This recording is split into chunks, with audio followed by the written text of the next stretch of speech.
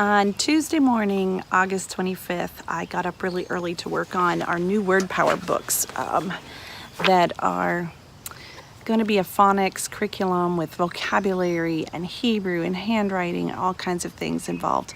And I got up early that morning to work on it, and I was actually working on dyslexia and trying to really do a lot of research and make sure that we included the latest and best research on how to fix dyslexia.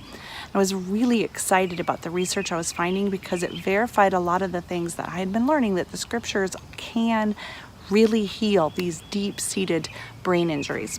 Anyway, that early that morning, I did that work. I had things spread all over the floor, and my alarm went off. It was time to wake up my daughter. She was going to work at a summer camp, and she needed to get up and get going for breakfast. And so I went up the stairs. I woke up. I said good morning to all my kids.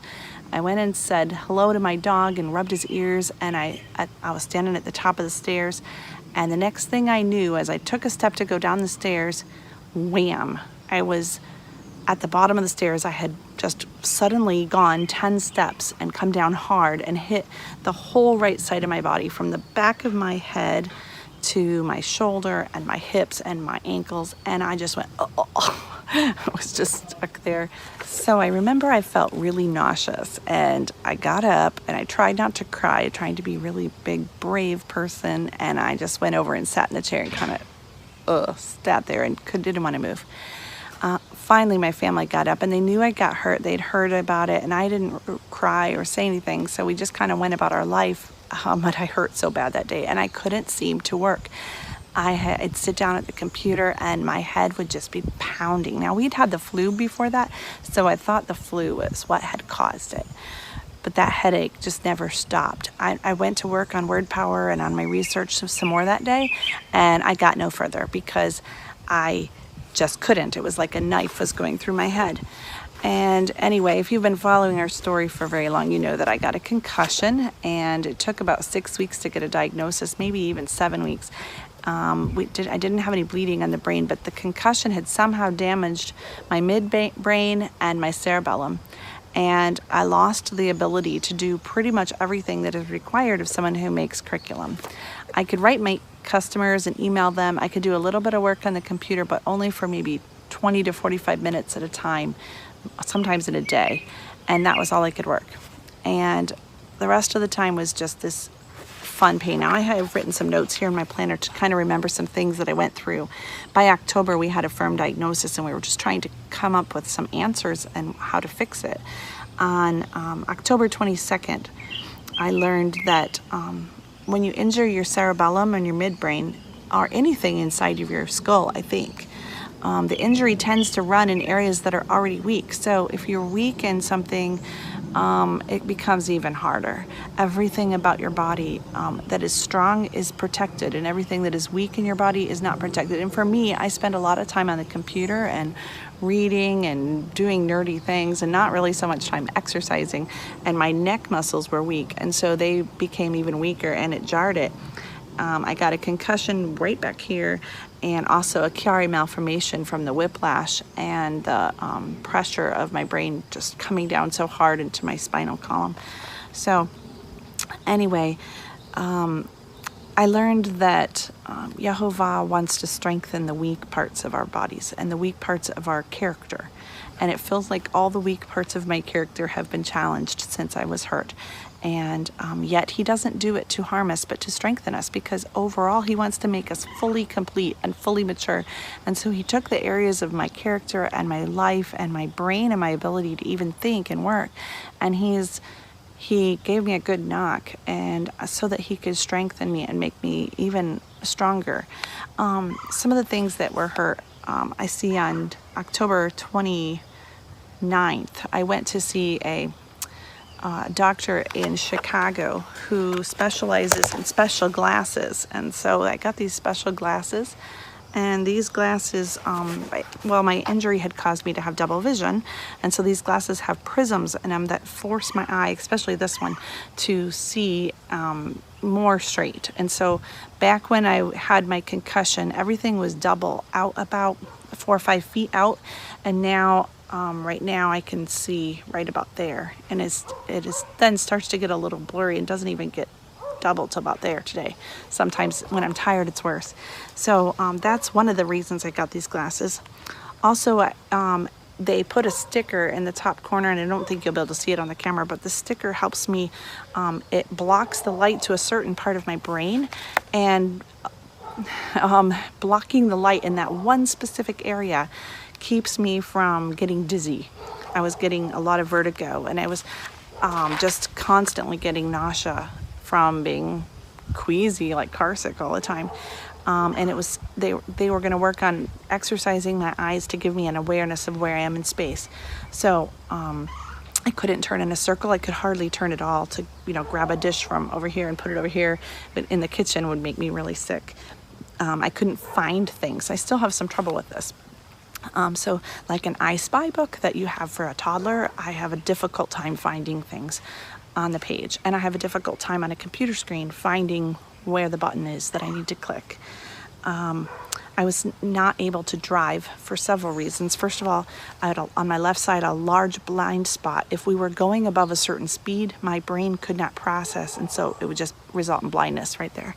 That has greatly reduced down to about this big, and I am starting to drive again, which is pretty exciting. Things also on my left side appear closer to me, so I run into objects very easily because I think they are somewhere where they're not, and I just bang into things or I miss. I have difficulty in a car or when we're moving quickly stopping. I think we're going to crash all the time.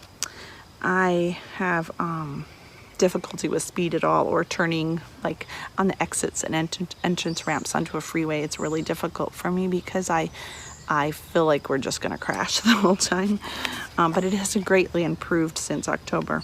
Reading was like a knife in my head, that I lost a lot of ability to read at all, and it found out that was because my eyes couldn't track in a straight line. They would start going and then fall, and then go and then fall, and so reading would just make me so sick. The same thing with writing, handwriting. I don't know exactly what part of the brain caused this, but I couldn't write very well. But as you can see, I wrote these notes today, and that has greatly improved. I lost my ability to read and speak Hebrew. I couldn't remember anything. I couldn't remember what the sounds of the letters were. I couldn't remember what the vocabulary words were. And I have gained a lot of that back, but I have a long ways to go.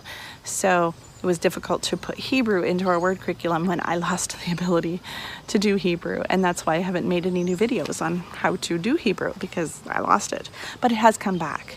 I did not lose verses that I memorized. I did not lose the ability to play the piano, although I did have some trouble reading the music, but playing itself was fine. I did fine on that.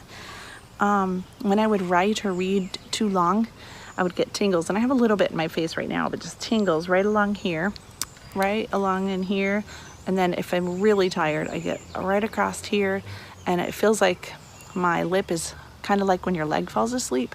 That feeling is across my whole face right here, and sometimes it goes out, and also feels a little bit like I've had a sunburn, and that pain can get to you after a while, but that is my signal to stop, because basically things became very difficult. Life became very difficult, too challenging, but I had to go through those challenges to retrain my brain how to do it, so that the trick became learning how to know when to stop, how to know when something was too challenging and I'd gone too far. And I use this feeling of tingling in there and across the top of my head where that kind of knife feeling goes down in. That helps me know when I've done too much. And sometimes I still go too far, because by the time you get that feeling, it's often too late. When I first got injured, I couldn't even look at a camera like I am today, because the dot where the camera is was just, I couldn't focus on it. Now, today, I'm looking at the dot on the camera, and it's ever so slightly blurry, but much, much better than it ever was, when I first was injured. I wasn't able to do math or fractions, especially fractions were so hard for me. My daughter was learning statistics and algebra, pre-algebra. I couldn't do it. I just couldn't. That has greatly improved. I wouldn't say it's all the way back.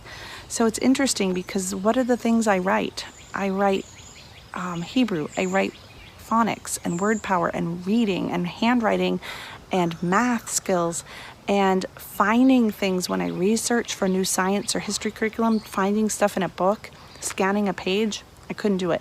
So this was a direct attack on everything that I do at Homeschooling Torah. So the discouragement has been pretty big quite a few times over this past winter. This has been a long winter. And my neurologist, I see her twice a week for occupational and physical therapy. And she constantly reminds me, I'm going to make you do the hard things because the hard things will retrain your brain and eventually it will be stronger.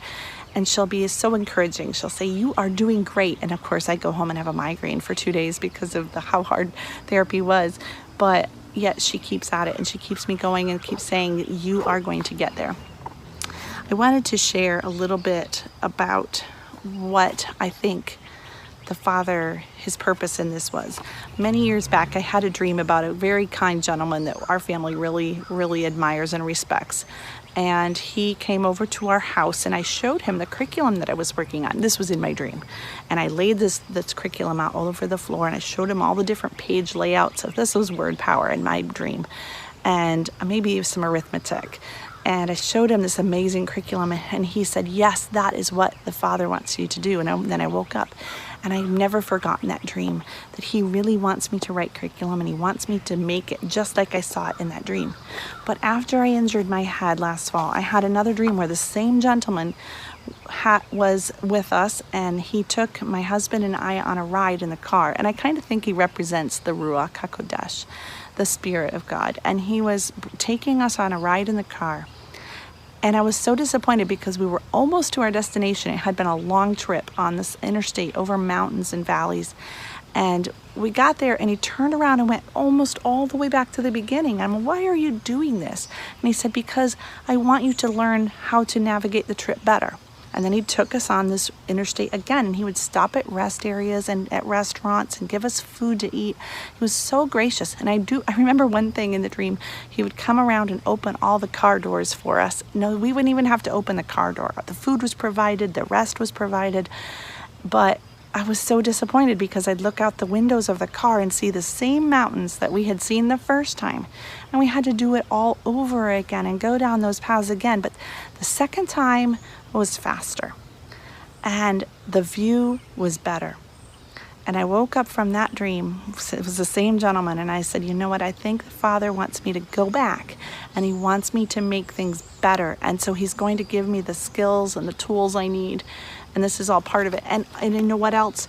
We have about 1 in 4 of the children that we teach in Homeschooling Torah. We have discovered by surveys and just notes from talking to parents on the phone. We have discovered that about 1 in 4 of them has a traumatic brain injury of some sort, maybe a vaccine injury or autism is really a big one. Some sort of dyslexia, something like that. And we really have a heart for helping these children be prepared for their place in the kingdom of Yehovah. I really believe that they are being prepared for a huge job in bringing in the kingdom, but the enemy is allowed to come into their lives to look like he wants to destroy them, to target the weak areas of their lives, the weak areas of their brain so that they can never serve Yah. But he allows it because he knows that those weak areas are going to get stronger because of the difficulty, because of the hard things that they had to do. And in the long run, he is using that pain to refine them and ultimately be the very tool to destroy the enemy. And I pray that's true in my life, and I pray that's true in the lives of the children of Homeschooling Torah. So that's a little update on the concussion that I had and what's going on. Right now, my therapy has greatly improved. I don't even have to wear these glasses all the time like I did before. I'm down to only needing them when I read and at the computer and just close-up work. And that's fantastic. It is a little bit difficult yet for me to do handwriting, even though that's my current therapy, and it is difficult for me to plan. So as you make plans, as you make a grocery list, will you pray for me? As you make your school year plans for next fall for your children, will you pray for me? And pray that maybe by some miracle we can still get some of those word power books out this summer. And if not, that we will trust him that he is working out all things for our good. And that is nothing that happens to our lives that is not for a purpose. And even though it's frustrating, that we will trust him.